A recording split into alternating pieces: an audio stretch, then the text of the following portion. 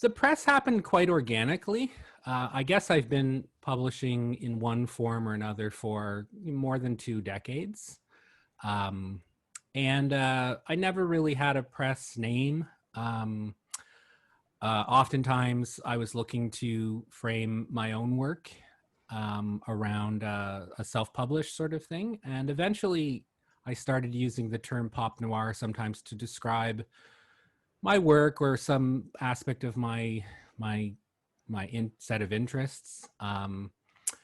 And I guess at some point, I needed some little editions type thing to put on a publication or two, and that might appear going back a number of years. And then formally, when I decided to do a kind of for real press, something that was, larger numbers, nicer editions, offset printing, I just thought about what made sense to use, and I thought, well, I've already got pop noir happening, and I'll just stick on the word editions, and we kind of went from there, and that sort of, I guess, firmly established around 2016.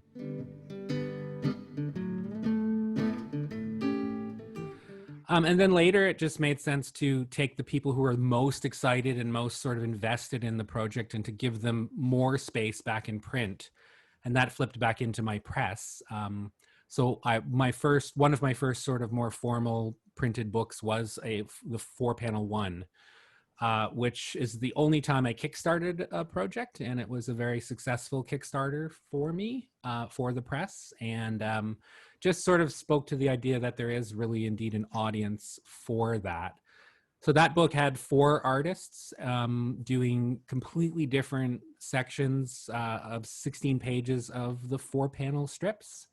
So some of them came together as like full stories, strip by strip, with like these really rigid beats, and other things were just a collection of formally visually kind of connected strips. Everybody in the print version really, I think, amazingly carves out their own space, and that's really what the joy is about the anthology, to sort of see this simple idea, like you're going to do 4 panels on a template, and that's going to encompass a single idea. But how do you extend that over 16 pages? What do you choose to do? And you can do anything as long as you stick to the template of the strip itself.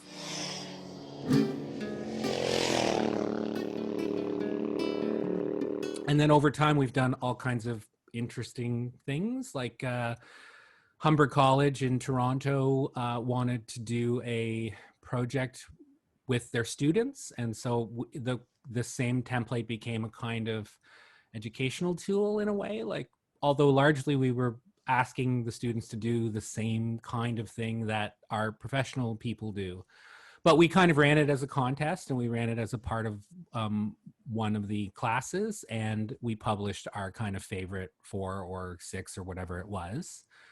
And it kind of goes from there.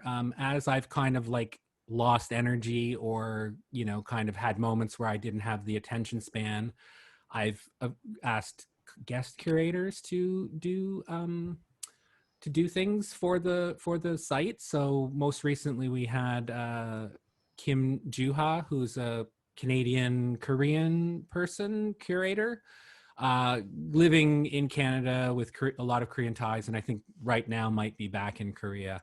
But anyways, Kim did a kind of 16-panel section for the last issue of Carousel, and also that ended up on our website as a kind of curated feature. So she totally brought people into the journal that I never would have known about, to the project, and so that's kind of interesting.